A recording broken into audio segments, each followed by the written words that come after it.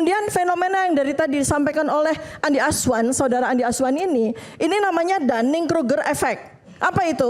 Ya, Dunning-Kruger effect itu adalah orang yang tahu sedikit tapi merasa tahu banyak. Ya. Bersuara nih Mas Bung Andi Azwan masih di toilet, tapi saya tadi memberikan kesempatan kepada Dokter Tifa, tapi Bang Andi Azwannya masih di toilet nggak apa ya? Masih di toilet atau WO? Nah, itu udah datang dia. Masalahnya saya mau ngasih itu pengajaran kepada beliau ya. Pertama itu soal confirmation bias namanya. Jadi yang tadi dikatakan bahwa membandingkan antara satu objek dengan 13 objek yang lain secara naratif. Ini ijazah nih ya? Ijazah, okay. Ini saya perlu perjelas dan perlu klarifikasi. Saya ingetin dulu bentar. Ya, kalau tadi dikatakan satu ijazah oleh penyidik ditunjukkan ya, dan kemudian di lapor sudah dibuktikan bahwa identik dengan 13 ijazah yang lain. Ini artinya kalau seandainya ijazah ini dikatakan palsu oleh Mas Roy Suryo 99,9%, artinya 13 yang lain palsu dong. Kan enggak, itu logikanya enggak seperti itu. Silakan. Karena ini naratif namanya ya, dan di dalam sebuah kasanan nama authority heuristik. Karena apa? Polisi yang ngomong maka semua orang harus percaya. Itu tidak boleh secara metodologi, ya. Jadi pertama dari sisi metodologi namanya confirmation bias. Karena diberikan oleh orang yang punya otoritas sehingga kita dipaksa untuk percaya. Padahal satu pun kita nggak lihat, ya. Ijazahnya rakyat tidak lihat, ya. Kemudian 13 objek ijazah yang dikomparasinya pun rakyat juga nggak lihat. Kita dipaksa untuk percaya kepada narasi yang diberikan oleh seorang yang memiliki atau pihak yang memiliki authority. Ini namanya authority heuristik. Artinya kita dipaksa percaya kepada sesuatu narasi yang diberikan oleh pihak yang memiliki otoritas. Ini salah besar di dalam metodologi, ya. Kemudian fenomena yang dari tadi disampaikan oleh Andi Aswan, saudara Andi Aswan ini namanya Dunning-Kruger effect. Apa itu? Ya. Dunning-Kruger effect itu adalah orang yang tahu sedikit tapi merasa tahu banyak, ya. Nah, dalam salah satu karakter dari Dunning-Kruger effect ini namanya Mount Stupid, ya. Orang bodoh merasa pintar hanya karena tahu sesuatu dari orang, dia merasa bahwa dia pinter, ya. Mount Stupid namanya, ya. Ini contoh misalnya, saya kasih Mas Andi Aswan sebentar aja bagaimana cara menggunakan stetoskop. Ya, nanti dia akan berpikir bahwa dia akan hebat seperti dokter. Padahal seperti tadi saya sampaikan, saya tambahkan Bang Rismon ya, untuk bisa menelaah, ya, untuk bisa menggunakan program-program, ya, digital forensik, itu butuh waktu lama sekali, 20 sampai 30 tahun. Sampai seperti Bang Rismon sampai di level Oracle namanya. Ya. Saya nggak mau mengatakan bahwa saya juga Oracle, bukan. Tapi untuk bisa kita menjadi sebuah orang yang otoritatif, yang pendapatnya itu bisa digunakan untuk memutuskan segala sesuatu, ahli, pakar, itu butuh waktu lama sekali. Dan orang yang melakukan yang mengikuti pendidikan, mendapatkan pengetahuan sampai di level Oracle, itu biasanya orangnya rendah hati. Biasanya orang yang sangat rendah hati, tidak mau menunjukkan diri seperti orang itu. Seperti Andi Aswan tadi, dengan pongahnya berkali-kali tampil di rakyat bersuara seakan-akan sudah jadi ahli digital forensik, ya. Itu sangat tidak bisa dibenarkan dan ini sangat menyesatkan, ya. Nah, saya mau nyambung kepada gelar perkara khusus, boleh? Boleh. Langsung ya, karena ini kemarin Dokter Tifa diundang juga ya? Hadir secara resmi. Dua orang itu tidak hadir secara resmi sehingga mereka berdua tuh diusir, ya. Yang satu diusir pada klaster pertama, yang dua diusir pada klaster yang kedua. Jadi mohon ya kepada berdua siapa? Bang Andi sama Bang Zefrin? Mas Aswan sama Mas Boy itu. Dua-duanya diusir ya dari gelar perkara khusus. Jadi saya mohon agar Mas Aiman nanti tidak menanyakan soal gelar perkara khusus karena mereka berdua itu diusir, ya. Oke, saya lanjutkan. Di dalam gelar perkara khusus saya singkat sebagai GPK aja ya. Ini adalah sebuah yang disebut sebagai ilmu behavioral intelligence. Ini adalah sesuatu yang sangat biasa dalam dunia kepolisian modern. Dan saya menyaksikan sebuah presentasi yang sangat menarik. Karena ilmu itu dipakai. Ilmu itu dipakai pada klaster yang pertama dan klaster yang kedua. Menarik sekali. Kenapa? Pengaturan waktu yang namanya time effect, ya. Jadi klaster pertama yang mendapatkan pasal rendah itu diberikan pada pagi hari.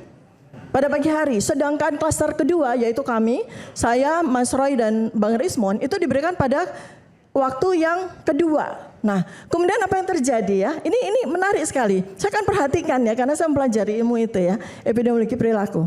Jadi jadwal pada klaster yang pertama itu seharusnya jam 10 dan selesai di jam kurang lebih 12 atau jam 1, kemudian kami jam 14.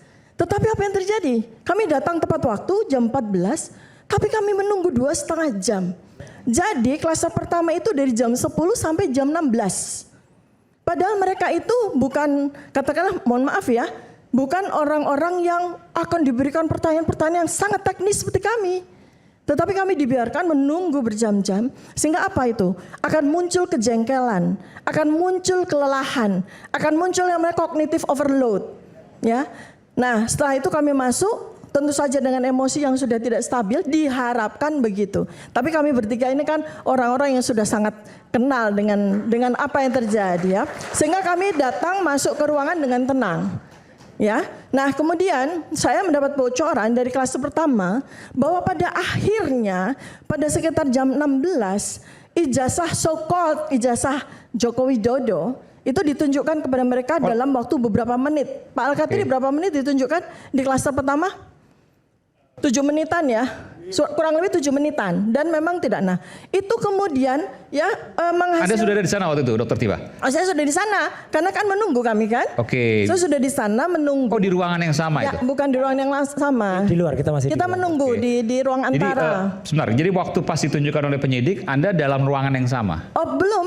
Tapi kok Anda tahu di dalam udah ditunjukkan? Mereka cerita kan. Ini penting ya bahwa ijazah so-called ijazah Jokowi itu ditunjukkan pada akhir waktu di mana mereka sudah mengalami yang disebut cognitive overload, udah kecapean ya, sehingga mereka tidak melihat itu sebagai sesuatu yang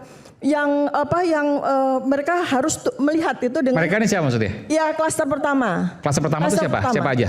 Klaster pertama yang hadir itu Ibu Kurnia Triroyani, Pak Rustam Effendi dan Pak Rizal Fadila. Ini tersangka semua juga ya? Nah, sehingga apa? Akhirnya yang terjadi adalah compliance bias. Compliance bias itu gini, oh iya ya ada ijazah. Maka di sini saya perlu klarifikasi karena salah satu lawyer dari klaster pertama itu dengan dia cognitive bias, dia sudah cognitive overload, dia sudah mengalami timing effect, lelah lah gitu ya.